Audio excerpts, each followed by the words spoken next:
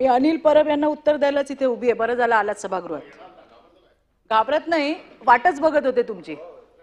ज्या पद्धतीने या ठिकाणी माझ्या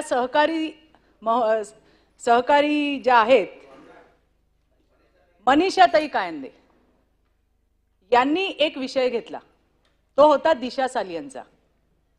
दिशा सालियनच्या वडिलांनी, दस्तूर खुद्द तिच्या वडिलांनी त्या ठिकाणी रिट पिटिशन दाखल करायचंय, त्यांच्या डोक्यामध्ये काही प्रश्न आहेत आणि त्याच्यावरती चर्चा चालू होती. मी काय म्हटलं, प्रत्येकाने आपापले मुद्दे मांडले. मी काय म्हटलं, SIT स्थापन केलेली आहे, त्याचा रिपोर्ट काय आहे तो लोकांसमोर यायला हवा. जे खरं आहे ते जनतेसमोर आलं पाहिजे. दूध का दूध आणि पाणी का पाणी व्हायला पाहिजे.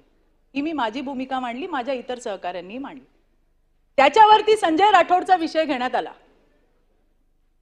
की संजय राठोडवरती चित्रा वाघ यांनी काय केलं होतं. अरे मी केलं जे मला करायचं होतं, जे मला दिसलं, जे पुरावे आले त्याच्यावरती लढले मी. तुम्ही ते तोंड शिवून बसला होतात, तुम्ही घातलं होतं शेपूट. मला बोलू द्या पूर्ण. आणि मला विचारता ते कसे काय मंत्रिमंडळात आले. हिम्मत आहे का अनिल परब तुमच्या उद्धव ठाकरेंना विचारायची? त्यांनी क्लीन चिट दिली त्यांना. अहो क्लीन चिट दिली त्यांना. हे फार हुशार आहेत सभापती महोदय. हे अनिल परब फार हुशार आहेत, फार मोठे विधिज्ञ आहेत. हे त्यांच्या आजूबाजूच्या लोकांनी, मी आल्यापासून मी ऐकते, मी तर नवीन आहे, त्यांच्या हुशारी मी तर काय कधी बघितली नाही बाहेर. इथे काय करत असतील. मला फक्त इतकं म्हणायचंय की आज संजय राठोड मंत्रिमंडळात आहे.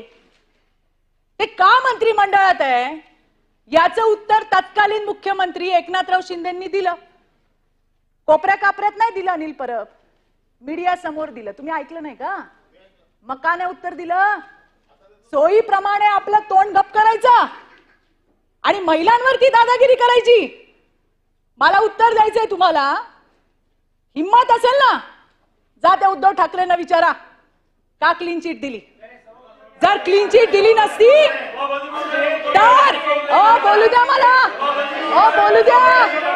अरे आमच्याबद्दल बोलता, आमच्याबद्दल बोलता, आमच्याबद्दल बोलता तेव्हा कुठे जातो शांतपणे. मला सांगायचंय सभापती महोदय, या लोकांमध्ये हिम्मत आहे का?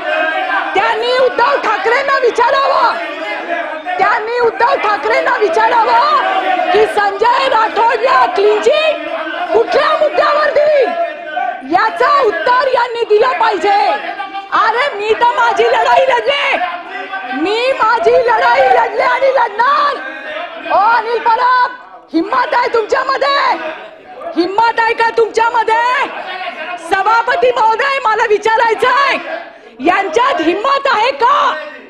यांनी यांच्या नेत्याला विचारावं. मला माझं नाव घेऊन इथं बोलण्यात आलंय आणि म्हणून मी त्यांना उत्तर देतीये. माझा प्रश्न अनिल परबांना आहे. त्यांनी माझं नाव घेतलं ना, म्हणून मला त्यांना विचारायचंय. तुम्ही असाल मोठे वकील आणि फार मोठे पोपट पंडित. माझी जी भूमिका आहे, 2 वर्ष जे मी सहन केलंय, माझ्या परिवाराने सहन केलंय ना, ते बघायला तुम्ही नव्हता आलात. एखाद्या विषयासाठी जेव्हा एखादी बाई लढते, पाय खेचायला 100 लोक असतात आणि तुमच्यासारखे तर आहेतच. आणि आज असू देत की तुम्हालाच उत्तर देते मी, घाबरत नाही तुम्हाला. तुमच्यासारखे 56 पायाला बांधून फिरते चित्रा वाघ, समजलं काय? सांगते तुम्हाला. आणि इथे काय असे वशिलाने आलेलो नाही आहोत, हे पण सांगते तुम्हाला. आणि म्हणून मला सांगायचंय की हिम्मत असेल तर यांनी विचारावं उद्धव ठाकरेंना का घेतला त्याचा, का त्याला तुम्ही क्लीन चिट दिली. यांनी क्लीन चिट दिली नसती तर आज ते जे म्हणतात ना ते झालं नसतं. काही नाही मिळालं, आमच्या घरादारावर येतात, सगळं संपलं. आणि जाता जाता काय म्हणले, तिच्या नवऱ्याला पकडलं. अरे आम्ही त्या ठिकाणी लढाई लढलो, आम्ही जिंकलो. माझा नवरा तिकडे, सगळ्यातनं निर्दोष मुक्तता झाली. मला फक्त एवढं म्हणायचंय की तुम्ही या विषयावरती मी का बोलते, मी का बोलली मी का बोलली प्रवीण भाऊ, मला सांगायचंय गटनेत्यांना, तुम्ही नव्हतात. या अनिल परबांनी असं सांगितलं की संजय राठोडला चित्रा वाघांनी जी लढाई केली ती कशी केली आणि तिला न्याय कसा दिला. अरे मी तर लढतच होते. यांच्या नेत्याने क्लीन चिट दिली. हिम्मत असेल ना तर त्यांना विचारा, किंवा ते आले सभागृहात तर मी विचारेन तुमच्या समोर, कारण मी ती लढाई लढली आहे. मी त्याच्यानंतर कोर्टात सुद्धा माझी भूमिका मांडली. मी माझा स्टँड घेतला. क्लीन चिट कोणी दिली, कोणी मंत्री केलं ते सोडून द्या, पण त्या पोरीसाठी ती माझी कोणी लागत नाही ना, माझ्या जातीची लागत ना, पातीची लागत ना, कोण लागत. जे समोर आलं त्याच्यावर मी माझी भूमिका मांडली. मी त्याच्यावरती कायम राहिले. मी कोर्टात सुद्धा गेले. परवा त्या पोरीचे वडील आले कोर्टात आणि त्यांनी सांगितलं मला अजून 3 मुली आहे. मला वाईट वाटलं की 2-3 वर्ष मी हा लढा दिलाय. मी काय नाही सहन केलं, माझ्या परिवाराने काय नाही सहन केलं. यांचे चेले चपाटे यांनी काय कमी त्रास दिला? तो सगळा सहन केला. कशासाठी? एका मुलीला न्याय द्यायला पाहिजे, एका मुलीला न्याय मिळाला पाहिजे. पण यांच्या सरदाराने क्लीन चिट देऊन टाकली, विषय संपवून टाकला. तरी पण मी लढत होते. आणि जाता जाता पुन्हा काय म्हणले, सगळं संपलं आणि प्रसादजी माझ्या नवऱ्यावर आले. कारण जेव्हा काही राहत नाही ना, काही राहत नाही, त्यावेळेला बाईच्या घरावरती, तिच्या बाकीच्या गोष्टींवरती बोललं जातं. तेच यांनी पण केलं. हे काय सांगतात? आणि यांचा महिलांचा आदर काल बघितला मी. एक महिला ऍस्ट्रॉनॉट आली आहे पृथ्वीवर, अभिनंदनाचा प्रस्ताव चालू आहे. यांनी किती चांगलं स्वागत केलं सगळ्यांनी बघितलं. याच मनीषाताई पीसीपीएनडीटी सारखा महत्वाचा स्त्री भ्रूण हत्येचा प्रस्ताव मांडत होत्या. यांनी काय भूमिका घेतली बघितलं आम्ही.